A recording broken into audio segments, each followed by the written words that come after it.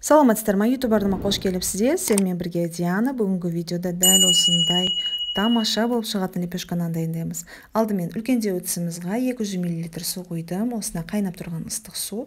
Үстінен осына сары майымызды салғанда суымыз жылы болғандықтан ериді. Осына жақсылап араластырып алып, үстінен 1 ас қасық құмшекер, дәмге қарай аздау салсаңыздар да болады, 1 шай қасық тұз араластырып жібереміз.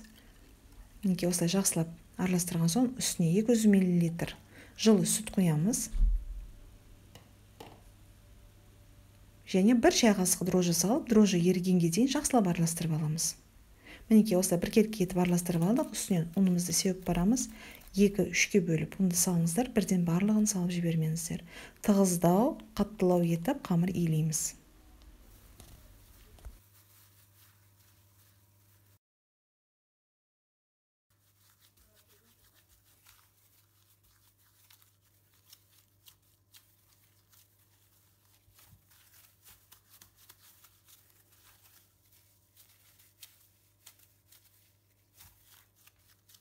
Мінекей осылай 10 минут шамасына иілеп, үстін жауып 2 сағатқа алып қоямыз.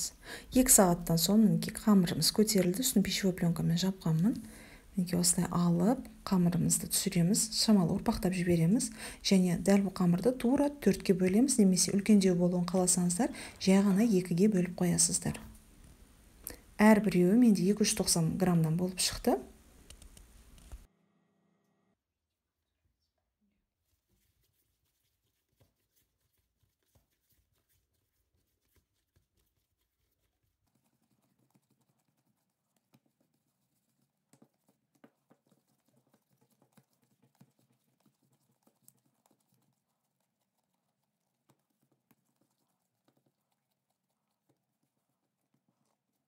Мінекей осы бөлген қамырымызды 4 жолаға бөліп, жолы жасап алдық. Және осындай листтің үстіне сразу қоямыз. Араларын ашықтау етіп, үстіне целлофан пакет жауып 5 минут тындырамыз. 5 минуттен кейін тағы да ашып, осындай қолмен форма жасай бастаймыз. Форма жасап болған соң тағы да 5 минутке алып, тындырып қоямыз үстін жауып.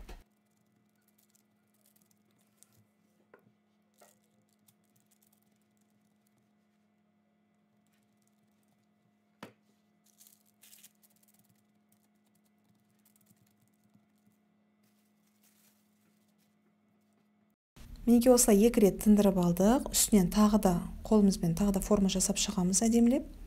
Және осылай форма жасап болған соң үстіңгі жағын 2 нанды былай жасап сіздерге көрсеттім. Пышақпен немесе лезвие көмегімен осындай надрез жасаймыз.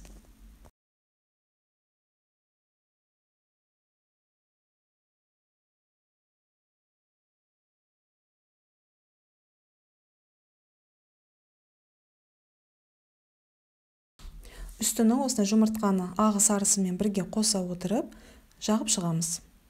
Жұмыртқаның сарысын жағып болған соң, өздеріңіз қалауларыңызбен қаласаңыздар қара зерені немесе үстінен жай ғана күнжіт сеп жасасаңыздар да болады.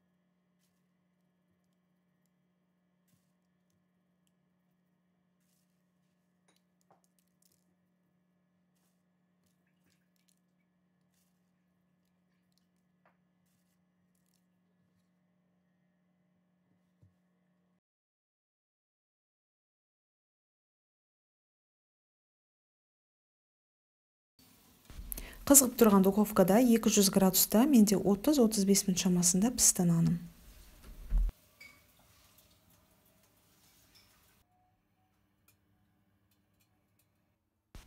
Мінекей нандарымыз дайын. Осылай ыстық кезінде дастарханға тартып, кәдімгідей қаймаққа батырып жесеңіздер де болады. Мінекей арт жақтарында көрсетіп жатырмын. Өте жақсы болып піскен, сап-сары, түрі де әдемі, дәмі де өте керемет.